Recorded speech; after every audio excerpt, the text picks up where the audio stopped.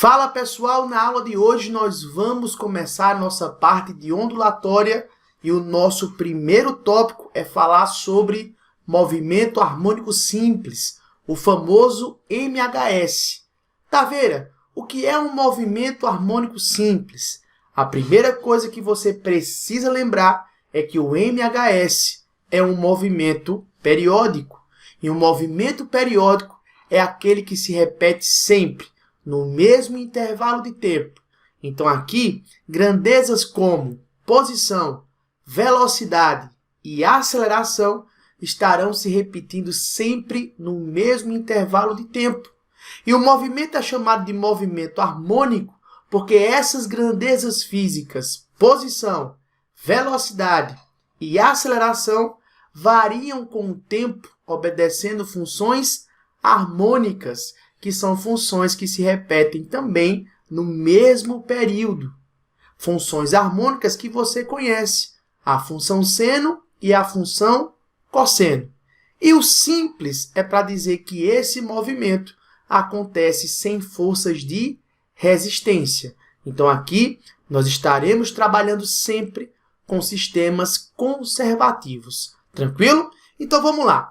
Para a gente começar, vamos relembrar a definição de período e frequência que nós vimos lá em movimento circular uniforme. Lembra que o período é o menor intervalo de tempo para que ocorra a repetição do fenômeno, né? Podemos dizer que o período é o intervalo de tempo correspondente a um ciclo, a uma repetição, a uma revolução. Já a frequência é a razão entre o número de repetições do fenômeno, ou seja, número de ciclos, e em relação ao correspondente intervalo de tempo. Então, lembra que frequência é o número de ciclos por intervalo de tempo. E lembra que se eu pegar um ciclo, uma repetição, o intervalo de tempo é exatamente o período. Por isso, nós falamos que a frequência é o inverso do período, ou o período é o inverso da frequência, ou o produto da frequência com o período é igual a 1. Lembra que no Sistema Internacional de Unidades, o período sempre em segundos e a frequência sempre em hertz. Lembrando que o hertz são ciclos por segundo, repetições por segundo. Tranquilo? Então vamos lá. Um primeiro exemplo que eu posso trazer para vocês de movimento periódico e um movimento harmônico simples, que inclusive é o tema dessa aula de hoje, é o sistema de pêndulo simples, né? Onde nós temos um fio de comprimento L, na sua extremidade nós temos um corpinho de massa M, e esse corpo é posto a oscilar numa amplitude de oscilação menor ou igual que 10 graus. Se nós tiramos a resistência do ar, se nós desprezamos as forças de resistência, esse movimento do pêndulo de vai e volta vai acabar sendo um movimento periódico, um movimento harmônico simples. Para cada oscilação, nós teremos aí um período. Tranquilo? Outro sistema que nós vamos estudar também em movimento harmônico simples é o famoso sistema massa-mola, onde nós temos uma mola de constante elástica K e na sua extremidade nós temos um corpo de massa M. Quando nós tiramos essa mola da sua posição de equilíbrio e abandonamos o sistema, ele passa a oscilar, executando um movimento harmônico simples. A distância entre a posição de equilíbrio e os extremos da oscilação é o que nós chamamos de amplitude do movimento. Então, da posição de equilíbrio até a amplitude positiva ou da posição de equilíbrio até a amplitude negativa, nós temos os extremos da oscilação. Como não existem forças dissipativas nesse sistema, esse movimento do sistema massa-mola acaba sendo um movimento periódico. E são esses dois sistemas que nós vamos estudar. O sistema de pêndulo simples e o sistema massa-mola. No caso, para a nossa aula de hoje, eu trouxe para vocês o sistema pêndulo simples, exatamente para a gente calcular o período desse sistema.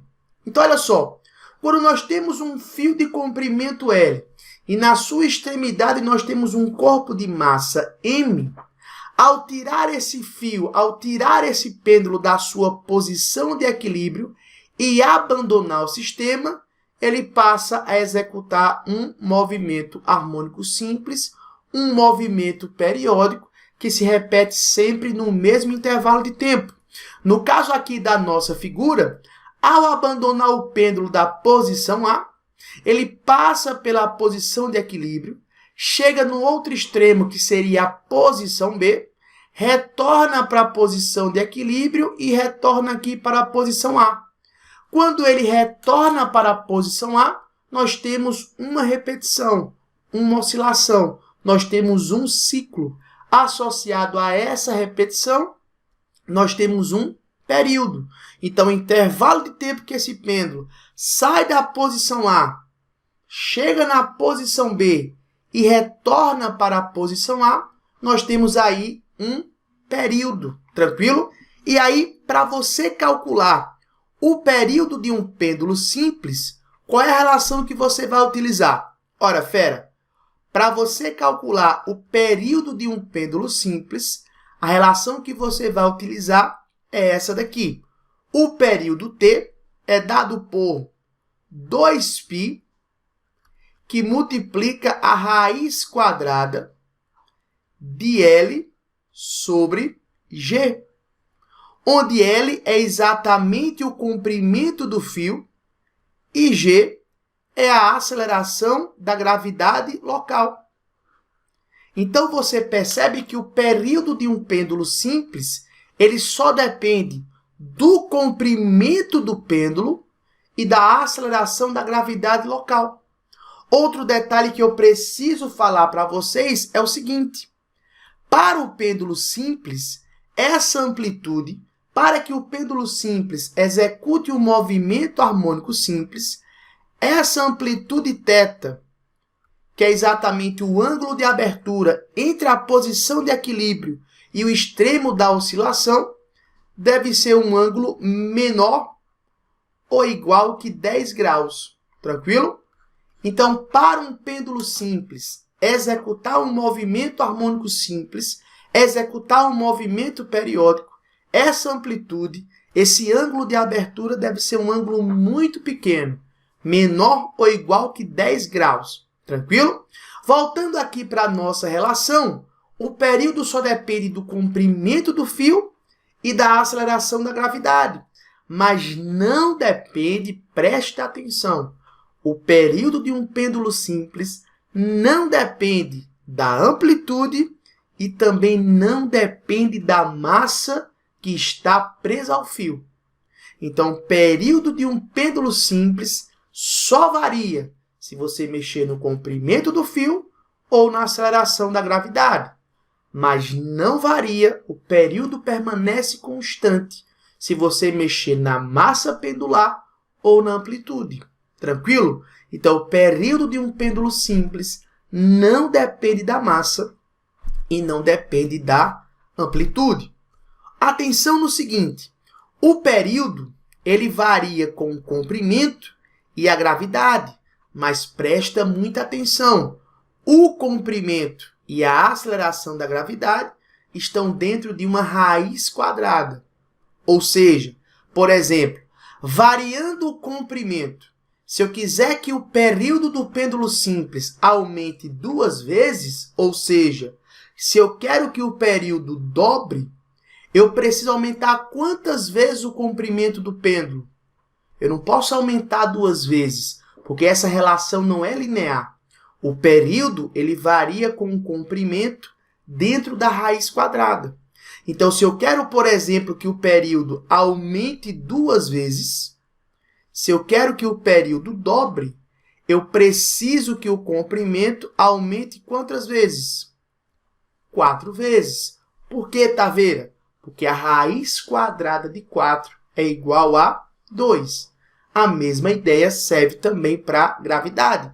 Então, o período do pêndulo simples é diretamente proporcional à raiz quadrada do comprimento e inversamente proporcional à raiz quadrada da gravidade local.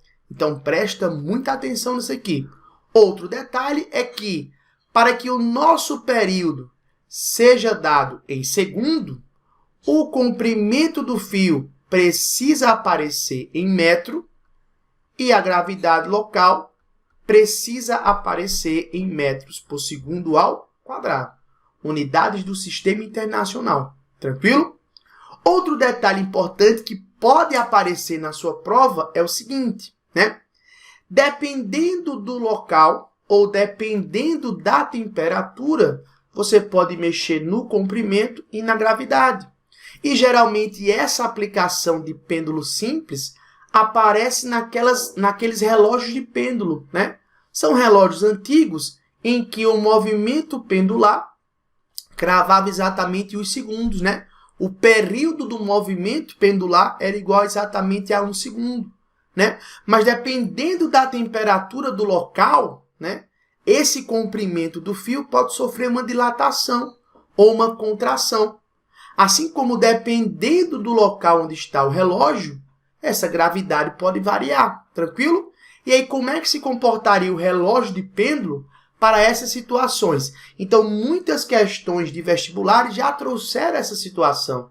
Então, eu não ficaria surpreso se a questão do Enem trouxesse também uma situação como essa. Qual seria a situação, por exemplo? Olha só, nós temos que o período do pêndulo simples é dado por 2π, que multiplica a raiz quadrada do comprimento sobre a gravidade, né? Então, se nós estamos no local e pegamos, por exemplo, uma estação como o verão, é normal a temperatura aumentar, tranquilo? E o que é que você pode escrever aqui? Se a temperatura do local aumenta,